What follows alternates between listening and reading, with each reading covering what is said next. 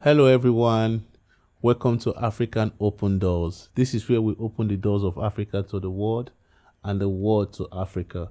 If you're passionate about Africa just the way I am, I would love you to subscribe to our channel because this place will talk about everything Africa, from the government, the situation of the nations, politics, music, entertainment, football, sport, wherever. We talk about everything in Africa. So right here is everything is about from the heart when we're talking about Africa. And today I want to show you a video of a brother. It's another brother who is very passionate, and I would like you to subscribe to his channel on YouTube.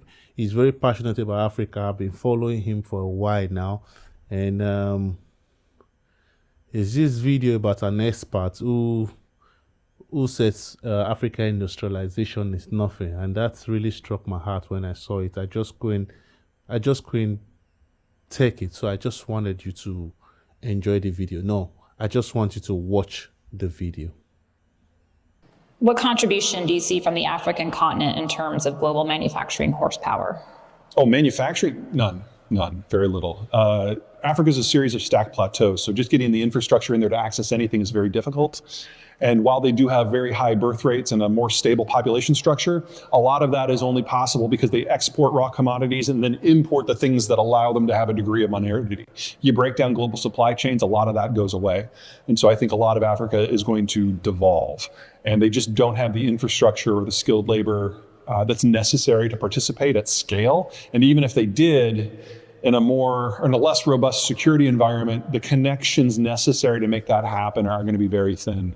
So I think it's far more likely that the North American manufacturing system will start incorporating pieces of South America. We already have free trade deals with Colombia and Chile, for example.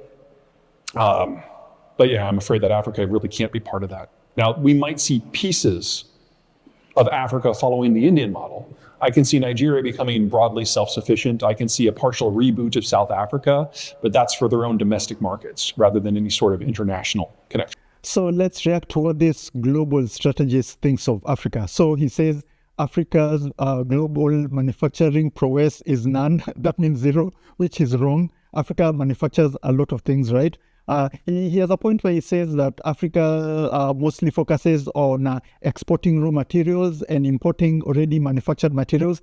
That's something that the Africa Continental Free Trade Agreement is going to fix in the coming decades.